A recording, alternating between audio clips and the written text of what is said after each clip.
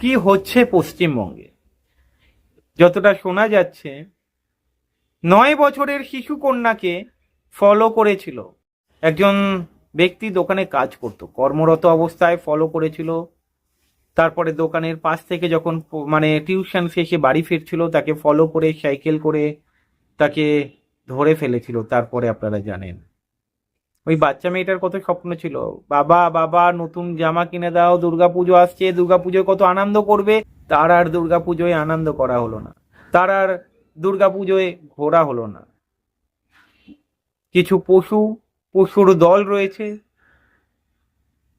শেষ করে দিল মেয়েটাকে, বাচ্চা মেয়েটাকে। সে পৃথিবীটা ভালোভাবে দেখতেও পেল না। কত ঘটনা পশ্চিমবঙ্গে এমন ঘটছে বলুন তো। খারাপ লাগে, প্রচুর খারাপ লাগে। কিভাবে এক্সপ্লেন করবো এই ঘটনাগুলো?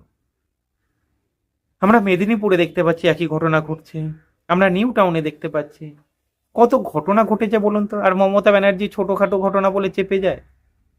তৃণমূলের নেতারা বিক্ষিপ্ত ঘটনা বলে ধামাচাপা দেওয়ার চেষ্টা করে, প্রলয় সিনেমার সঙ্গে তুলনা করে। লজ্জা লাগা উচিত। তৃণমূলের এমএলএ ছুটে পালাচ্ছে, কুলতলির এমএলএ প্রতিমা মণ্ডলকে গো ব্যাক শুনতে হচ্ছে। কেন বামেদের তো শুনতে হয় না? বামেদের প্রতি অত রাগ কেন? বামেরা গাড়ি ধরেছে বলে, বামেরা আটকেছে বলে? দীপশিতাকে চ্যাংদোলা করে বার করার কারণটা কি? কারণে দীপশিতাকে চ্যাংদোলা করে বাইরে বার করছিল? ভয় পেয়ে গেছে যদি আবার তথ্য প্রমাণ মানুষের সামনে চলে আসে। ওর বাবা মা বলছে ওই পুলিশের হাতে, ওই সরকারের হাতে ময়না তদন্তের জন্য দেবে না, ভরসা রাখছে না। কেন রাখবে বলুন তো ভরসা? আজকের গোটা বাংলা জ্বলছে, আজকের গোটা জয়নগর কেন্দ্র জ্বলছে। কুলতলি, গোসাবা, মগরাহাট, জয়নগর জ্বলে উঠছে। মানুষ খেপে গিয়েছে, যার ফলেই তো থানা পুড়িয়ে দিচ্ছে। তৃণমূলের এত দবদবা বাজার, তার মধ্যে সাধারণ মানুষ যখন খেপে ওঠে, ওই ভাতা প্রকল্প কাজ করে না। তাই সময় শেষ হয়েছে, সময় ঘনিয়ে এসেছে। লাল ঝান্ডার ঝড় আগামী দিনে বইবে।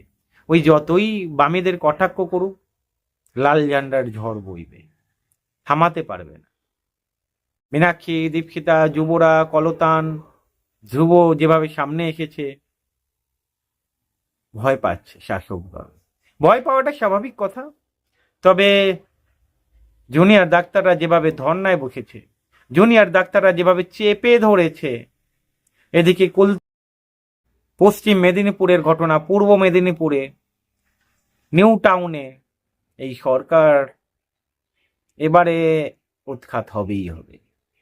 তবে সত্যি কথা বলতে খারাপ লাগে এইসব ঘটনা যখন সামনে আসে।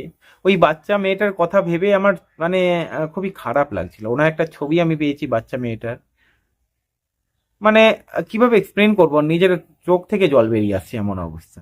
আমার মেয়ের কথা মনে পড়ে যাচ্ছে। পশু এরা নাকি, মানে পশুর থেকেও অধম এরা। পরিবর্তন দরকার, সরকার পরিবর্তন দরকার। যেমনটা অপর্ণা সেন বলেছেন।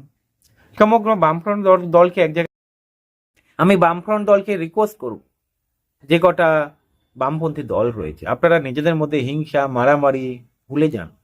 নিজেদের মধ্যে খাওয়া খাই, নিজেদের মধ্যে একে কটাক্ষ ওকে কটাক্ষ ভুলে যান। দেশের স্বার্থে, দশের স্বার্থে এক হন। এক হওয়ার সময় এসেছে। যদি এক না হন, কে রক্ষা করবে?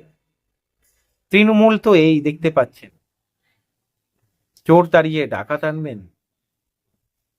সেটা যদি করতে দেন, তাহলে আপনারা নিজেদের মধ্যে মারামারি খাওয়া খাই করুন।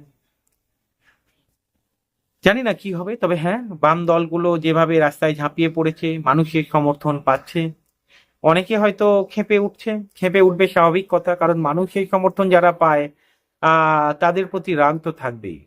কারণ এই দলটাকে তো ক্ষমতায় ফিরতে দিতে দিতে চায় না অনেকে। অনেকে তো ভয় পায়, যদি বাম আবার ক্ষমতায় ফেরে তাহলে তো নিজেদের স্বার্থ, নিজেদের আখের গোছাতে পারবে না অনেকে। এই যে খুন রাহাজানি বন্ধ হয়ে যাবে, এই যে দুর্নীতি বন্ধ হয়ে যাবে, চুরি করতে পারবে না তারা। তবে এই কুলতলি এবং ওই জুনিয়র ডাক্তাররা, নিউ টাউন, পূর্ব মেদিনীপুরে যে ঘটনাগুলো ঘটেছে, ছোটখাটো ঘটনা নয়। আর মমতা ব্যানার্জি ছোটখাটো ঘটনা বলে ধামাচাপা দিতে পারবেন না।